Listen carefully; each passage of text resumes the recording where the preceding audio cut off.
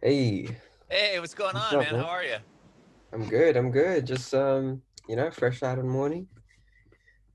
Just got up Yeah. from bed, Oh and yeah, yeah. Where I'm are excited where to are you chill. right now? Right now I'm in Melbourne, Australia. Oh wow. Okay. Yeah, it's my hometown, so staying at home. uh, Yeah. Born and raised there. I was born in Philippines, but I grew up in Melbourne. Oh really? You were Yeah. born in the Philippines. My wife is half Filipino. Her mom's from Manila. Oh wow, that's amazing. Yeah. Yeah. Have you been Yes. to the Philippines? I have not. Yeah, my wife hasn't been either. Her brother, who's older, a little bit older than her, she went with her parents. I Yeah, mean, before, but she hasn't gone. Her and I both haven't gone. We want to go so bad. you have to. You have to, man. It's gonna be amazing. Do you go quite often to the Philippines? Well, last time I've been was like probably like 2.5 years ago. Oh, okay. I was planning on going back, but the whole COVID thing happened. Sure, sure. Now I'm just stuck here, so it's all good though. That's what took you from the Philippines to Australia. Well, my dad found a job here in Australia, and he's been working at the ship for a minute, and he wanted to yeah, bring the family so he can be with them, so Hmm. he can be with Nice. us. So yeah, So you basically. basically born and raised in Melbourne. hmm And how did you get into music originally?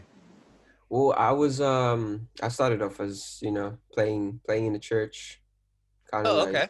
in the church band, but I was playing guitar before that. I was like getting lessons, but I What didn't really what? like. How old were you when you went I with was that? about 10 years old when I started playing guitar, and then I moved to Australia when I was about 13. I got into like this church band, and um I started playing guitar, and yeah, it was, I just became very passionate about music. How old were you when you picked up the guitar? I'm sorry. No, I was 10 years old when I picked up Oh, the okay. guitar. Picked the Um, guitar at 10, started getting lessons, and then how old were you when you joined the church the band? first band I was about like 13, 14 maybe, Okay. and yeah, at the same time I was like doing covers on the side. I was posting stuff on YouTube, and yeah, that's how I started getting like my fan base, and eventually started writing songs when I was like 17, Oh, okay. 18. Hmm.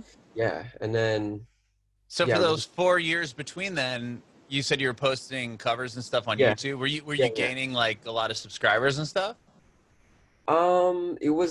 It was like a slow start. It was a very slow start. Hmm. So I wasn't like, it wasn't the best cover artist in YouTube. So I wasn't like, blowing up, but it's cool. I just, I took my time, and Yeah, I you're enjoyed the getting.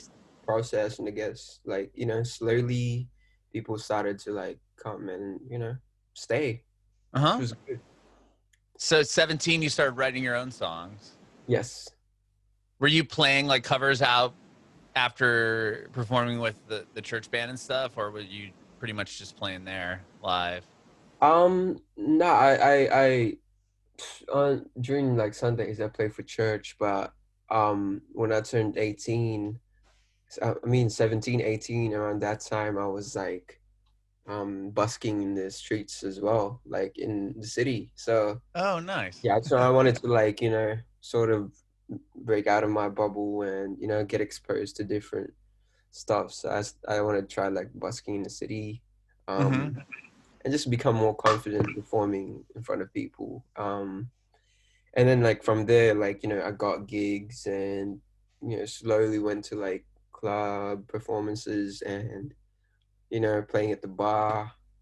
Um, yeah, and then just it became a hobby that I was making money out of, and, Uh huh. invested in like gears and stuff, started producing, and yeah, that's how it all started. Yeah. So you're busking on the streets, and then from there, you were able to kind of work your way into the local bars and stuff in Melbourne. Yeah, yeah. So Yeah. that gave me a bit of exposure, and, people would come up to me sometimes and be like, "Yo, like we run this club down the road, down the street, down the alleyway. Come through. Use my card. Mm-hmm. We do like open mic sessions during the weekends and stuff. So yeah, like I just I went with it. Mm-hmm. When did you decide to take music? Like, I mean, it sounded like if you're busking and stuff and trying to get into the clubs, like that was like that's what you wanted to do for a living, right? Mhm. Yeah. Was there like a moment that kind of Um. struck you, and then you're like, this is why I need to go to the Yeah. downtown There and was stuff?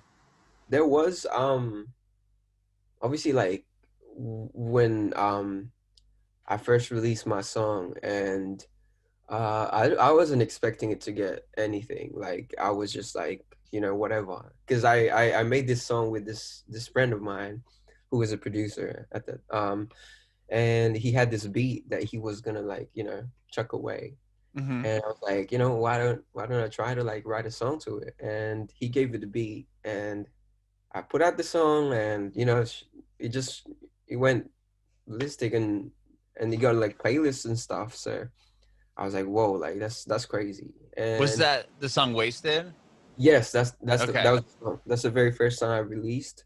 Okay. And then I made a music video for that too, actually, and that sort of like got an attention of like the local um music scene in Melbourne. And Okay. I'm like, damn, man, like I feel good. Like I want to keep doing this stuff. Mm-hmm. And that's probably the time when I was like, I was so inspired, and I just wanted to like write and keep making more music.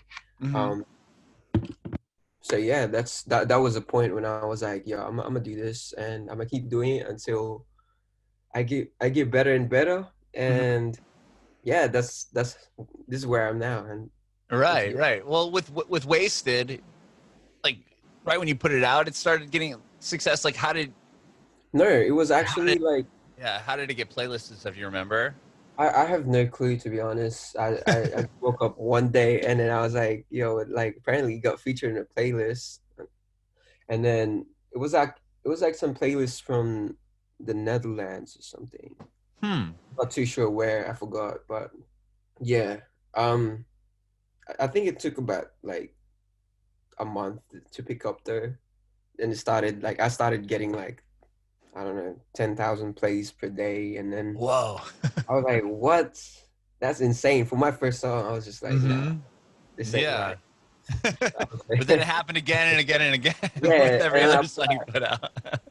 I put out like a project, like a whole project, Mm-hmm. which was RINI, like the self-titled. I think it was like a 9-track LP or something, and like that turned out really good as well. Like I basically just like came up with 9 songs that there was no particular direction I was going for. It was just Mm-hmm. like whatever I felt like writing about, I wrote about. And yeah, it was just like something to try test the waters again. And Sure. that turned out really well. Like I started getting more gigs, people hitting me up. I started my Facebook page, and people hitting me up like, yo, like, we love your stuff, like come through to the club, like perform your songs. I was like, what the hell, man? Like, people actually like this stuff? And then yeah, that was it. Wow. Well, with that first self-titled album, did you put Mm. that out on your own? Oh yeah, yeah. Well, I worked on it with my friend, the same guy who produced Wasted. His Okay, name's but you didn't have you weren't signed to Warner or anything yet. No, no, no. That Got it. everything before Bedtime Story, which was the latest single, was like Hmm. independently put out. So Wow. Okay. So even after The Sun, that yes, EP was all independently put out as well? yes. Wow. Was there a different process between putting out that first self-titled like those 9 songs and then doing that EP? Yeah, there was definitely doing that EP was definitely more a little bit more complicated, because I had my friend Olivia helping me out as well with the vocal production. And I wanted to like touch more in like of that soul R&B side. Hmm. instead of like just like getting beats from like other people. So like those songs from After the Sun, we actually, we carefully just like came up with like the chord progressions and all that. Everything was like made from the scratch. Oh wow. Yeah. Okay. And with Yeah. the first record, you were using like produced beats and stuff. That was Yes, different. yes, yes. I was I like got getting you. beats from like different producers in Melbourne. Producers. Just like, some of my other friends like make beats and stuff. Mm-hmm. But After the Sun like was a project that I worked on myself, and I brought it to my friend who is a producer who helped me out, put it all together. And I had my friend Olivia help me out with the vocal production. And yeah, it turned out to be a beautiful EP. And I Yeah, was super proud of it. for Like one of my sure. best creations, I guess. Have you done any touring? Like when you put out the self-titled record or even that After the Sun Um, EP? Or just the played all self the locally? self-titled record, nah, it was just like something to like build up my fan base even more. So Mm-hmm. like my fans that um were listening to me doing covers, like they eventually started listening to my own songs, like my originals. Mm-hmm. And yeah, my EP though, I did shows in like Sydney, Melbourne, Brisbane. Um, yeah, I toured it around Australia, and I did a couple shows in Melbourne actually. I did like 3 shows, and just recently we went to Jakarta, Indonesia, and Wow. yeah, we played there as well. Very cool. Yeah, Wow. That's amazing. thank you. Yeah. So after you put out After the Sun, you have some you released a couple other singles, Camped and My Favorite Clothes. My Favorite Clothes has like, Yeah, over 25 million plays on I know, Spotify. it's Like insane. tell me about that song, and was that one also playlisted? How did that actually it's Um, almost at 30 million. I just brought it up now. so my favorite clothes, I wasn't expecting it to actually be the one that, gets the most plays, because I put that song like probably like 2.5 years ago. And Oh it only, really? yeah, and it only started picking up like last year. So it had been up on But Spotify for a yeah, while and yeah, just for a minute. And it was probably like, how on Spotify you have like a top five mm-hmm. songs that always come up on top when you first like search up an artist or something. Sure, yeah. It There's like was the it was never popular on the page. yeah, it was never on the top five before. And I was like, what the hell? Like after the Sun, that's when it started picking up, because I think people, listened to After the Sun and they went to like, my old stuff, which was Camped, Emerald, My Favorite Clothes. And I guess My Favorite Clothes is just the one that, touched a lot of people's, Yeah, hearts. I would say. Yeah, like I'm like, like that came from like a very different place and time, and it has a lot of like personal emotions and stuff. I guess that's what people really connected with the most. hmm And was Yeah. that what attracted the attention of Warner, do you think? I think, yeah, I think it is. And also the After the Sun EP, Okay. So definitely my favorite. how'd you get linked up with them? Well, remember my friend Olivia, who was helping me vocal produce? She was being managed by Bobby before, probably like, I don't know, 4 years ago. She was going to Atlanta, back and forth Melbourne. And then yeah, like after I released the EP After the Sun, she told Bobby about me and my music. So Bobby was the one who listened to, and like, sort of just like talked to like the big Yeah, the like labels and about stuff. me. So he basically shot me out. And yeah, like I don't know how he did it, but I just, yeah, one day he was just like, yo, man. Oh, wait, actually, I forgot about this part. LVRN actually reached out to me um way back then. I think it was like March last year. I'm not sure, but Mm-hmm. yeah, OVRN. So they from Atlanta, and Bobby was the one who helped me out when I went to Atlanta and just like did the whole negotiation thing. Mm-hmm. But that didn't really like work out.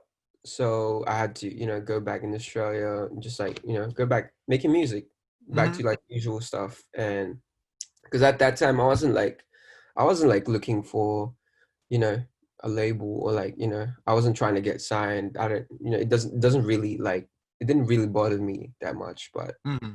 um So you went to Atlanta and met with another label there, and yes, then and yes. that didn't work out. Got it. Mm, And then you yeah, went back to Australia. yeah. Cool. Okay. And then yeah, after probably like a month, I don't know, Bobby called me up and he was like, yo, like, I showed your music to these people, and they were like, yeah, they want you in a flight and they want to meet you straight away. And I was like, what? Like, that's crazy. And then yeah, like that's how he told me, like, Warner Chappell wanted to meet you and Warner Music Records as well. I was like, holy crap, like my mind was like, you know, Yeah.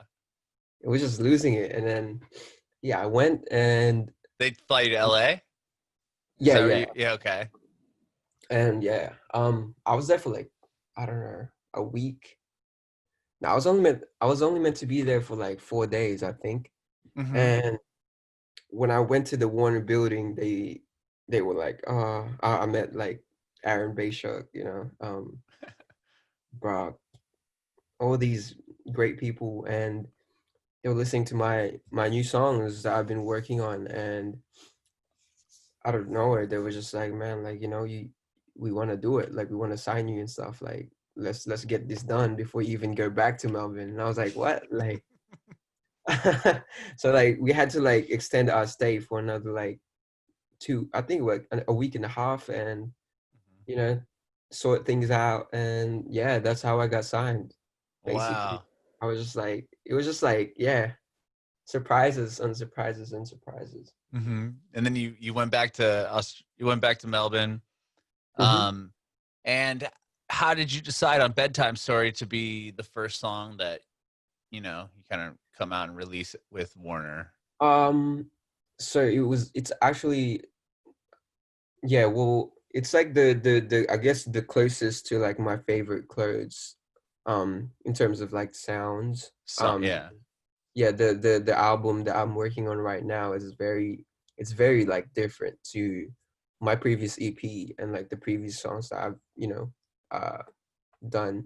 Mm-hmm. So yeah, we wanted to just sort of like, and it's also a upbeat song, and we wanted to sort of like change up the vibe, because like my first releases and like the ones that I've released before this Bedtime Story single was a bit too slow. Mm-hmm. Like they're a bit more like ballady, sort of like, um so yeah, like we wanted to do something different, like release an upbeat track. So that's where Bedtime Stories came out.